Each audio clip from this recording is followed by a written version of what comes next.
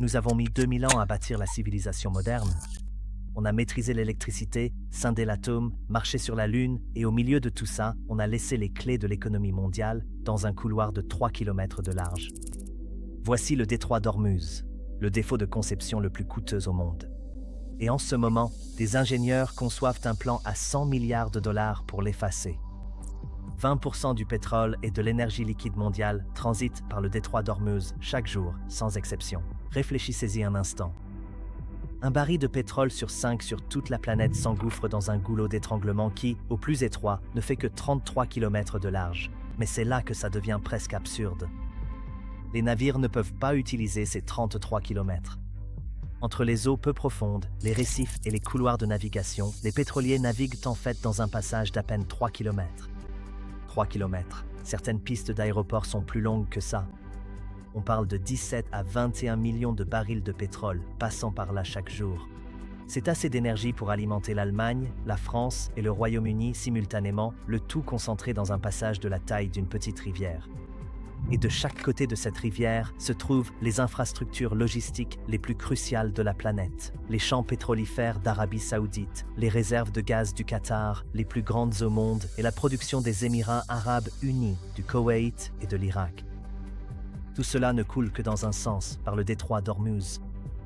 Les ingénieurs ont un terme pour ce genre de problème. Ils appellent ça un point de défaillance unique. En informatique, cela signifie qu'un seul composant en panne peut faire planter tout le système. En infrastructure, c'est un pont sans déviation, un tunnel sans itinéraire de secours. Le détroit d'Ormuz est le point de défaillance ultime, sauf que le système qu'il soutient n'est pas une appli ou un bâtiment, c'est l'économie mondiale. Et pendant des décennies, le monde a simplement accepté cela. On a bâti des industries de plusieurs milliers de milliards de dollars autour. On a conçu des flottes de transport pour lui. On a structuré des économies nationales entières pour qu'elles y transitent. Mais aujourd'hui, quelque chose a changé. La tolérance pour une telle fragilité s'épuise et quelqu'un a décidé de proposer une solution si audacieuse qu'elle semble relever de la science-fiction. Alors, quelle est cette solution ? La proposition sur la table est la suivante. Ignorer complètement le détroit. Le contourner.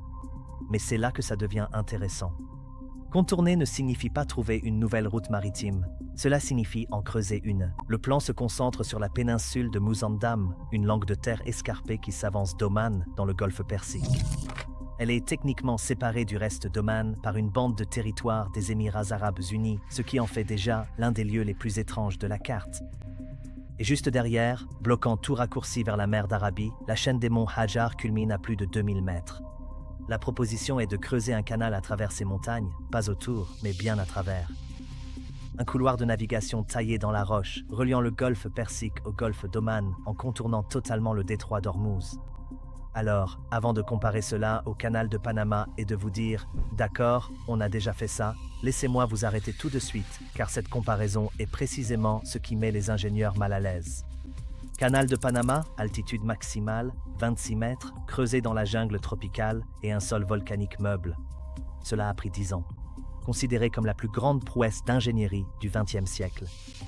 Canal de Mouzandam, altitude maximale, environ 2000 mètres. Taillé dans du calcaire dense et de la roche dolomitique. Calendrier estimé, inconnu. Considéré par certains ingénieurs comme pratiquement sans précédent. Panama, c'était une jungle avec une colline. Mouzandam est une paroi rocheuse verticale. Les monts Hajar ne sont pas de la terre meuble, c'est du calcaire et de la dolomie compressée, parmi les formations rocheuses les plus dures de la planète. Forer à travers n'est pas juste une version plus grande du creusement d'un canal, c'est une catégorie de problèmes totalement différente. Pour donner une idée de l'ampleur, les ingénieurs estiment qu'il faudrait retirer entre 1,5 et 3 milliards de mètres cubes de roche. Ce n'est pas une erreur. Milliards! Pour situer, l'excavation du canal de Panama a retiré environ 200 millions de mètres cubes, ce qui a presque ruiné les États-Unis et coûté la vie à plus de 5000 ouvriers. Le projet Mouzandam nécessiterait de retirer jusqu'à 15 fois ce volume de matériaux, exponentiellement plus dur à percer, et le canal ne peut pas avoir n'importe quelle largeur.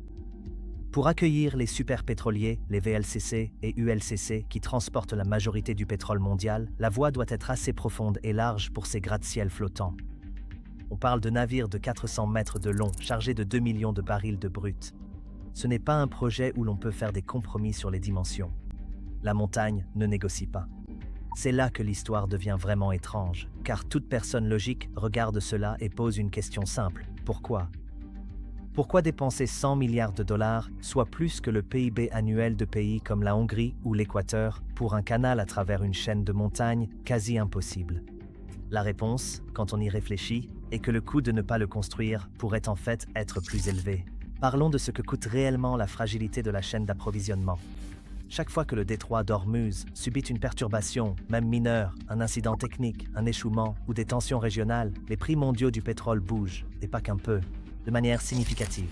En septembre 2019, des attaques de drones contre l'usine d'Abqaiq en Arabie Saoudite, la plus grande perturbation pétrolière de l'histoire, ont fait bondir le Brent de près de 15%.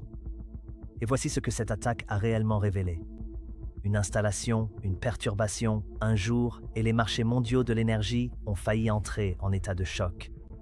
Imaginez maintenant que le détroit lui-même soit bloqué. Ce sont des milliers de milliards de dollars d'exposition économique face à un goulot de 3 km. Multipliez cela par chaque année qui passe. Le monde ne consomme pas moins d'énergie, il en demande plus. Les pays assis sur les réserves du Golfe exportent plus de volume, pas moins, car la demande mondiale continue de grimper.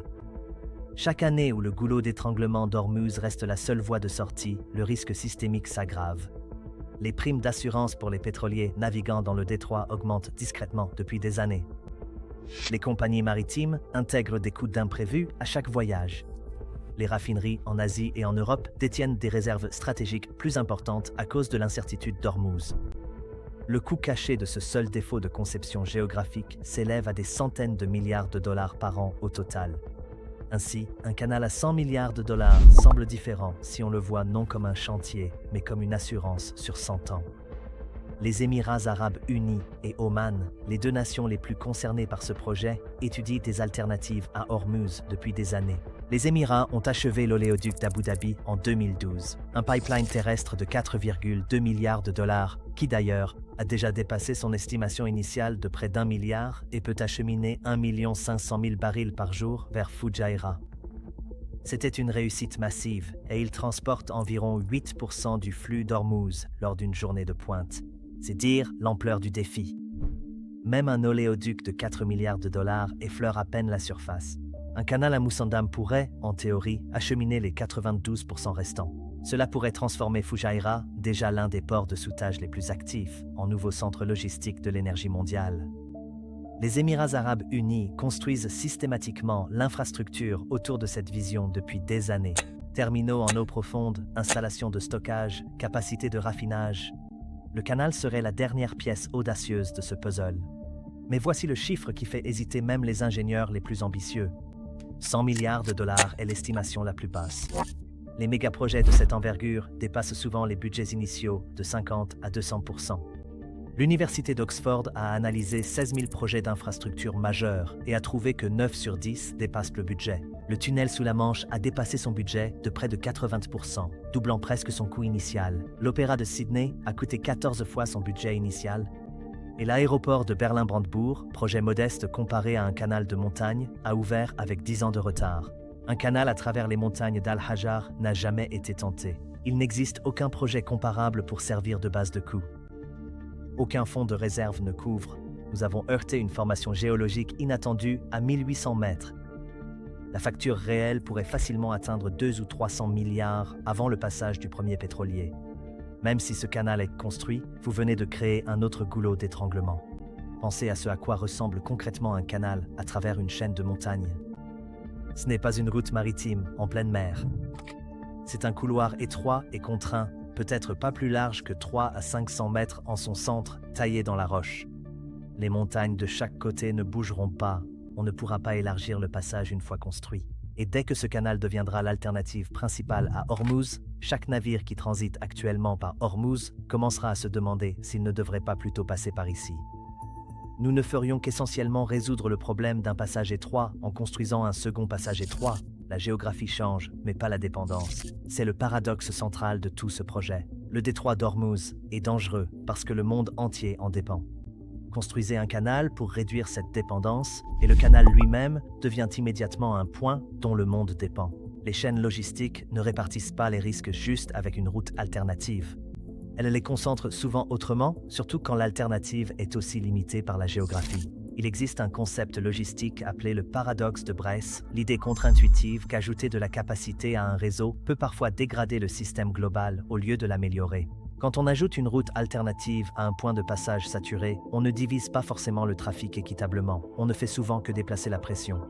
L'ancien goulot ne disparaît pas, il s'envoie adjoindre un second, et soudain on a deux passages étroits dont il faut se soucier au lieu d'un seul. Les planificateurs d'infrastructures avisés s'y confrontent depuis des décennies. La solution n'est presque jamais de bâtir une seule alternative, c'est d'en bâtir plusieurs.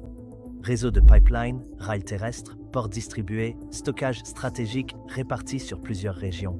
Les pays qui l'ont compris, le Japon, la Corée du Sud, l'Allemagne, diversifient discrètement leurs chaînes énergétiques depuis des années, réduisant leur exposition à Hormuz, non par un méga-projet, mais par des dizaines de petits projets complémentaires. La proposition de Canal est spectaculaire. C'est le genre de projet qui fait la une, qui devient un symbole d'ambition technique et de vision nationale. Mais la vérité moins reluisante est qu'un réseau de pipeline de 10 milliards de dollars pourrait mieux sécuriser l'approvisionnement qu'un canal de montagne de 100 milliards, et ce plus vite, avec moins d'inconnus et un profil de risque bien plus clair. Alors pourquoi le canal attire-t-il autant l'attention ? Parce qu'en géopolitique, comme en architecture, l'affirmation compte parfois autant que la solution. Voici ce que nous savons réellement. Le détroit d'Ormuz est réel. La fragilité est réelle. L'exposition économique de milliers de milliards de dollars par an est réelle. Et la pression pour trouver une solution croît chaque année, car la demande d'énergie augmente et la résilience logistique devient une priorité stratégique pour chaque grande économie mondiale. Le canal de Mouzandam ne sera peut-être jamais construit, mais le fait qu'il soit sérieusement proposé en dit long sur notre situation actuelle. Les économies les plus puissantes, des nations aux budgets illimités, sont assises autour d'une table à regarder une étendue d'eau de 3 km en se posant une question qui aurait dû être résolue il y a un siècle. Comment en sommes-nous arrivés là ? Et la réponse pourrait être encore plus dérangeante que le prix, car le détroit d'Ormuz n'est pas le seul point de passage géographique qui prend l'économie mondiale en otage. Il y en a 6 autres, le détroit de Malacca, le canal de Suez, le canal de Panama, le Bab el-Mandeb, les détroits turcs, les détroits danois, chacun un point de rupture critique, chacun portant un pan de civilisation sur ses épaules, et presque aucun n'a de plan de secours crédible. La vraie question n'est pas si l'on peut financer un canal à travers les monts Hajar. La vraie question est, peut-on se permettre de ne pas tous les repenser ? Ensuite, les Philippines viennent de parier 8 milliards de dollars pour unir 7000 îles en une nation. Aucun pays n'a jamais tenté cela. Voyez si ça marche. Lien juste au-dessus.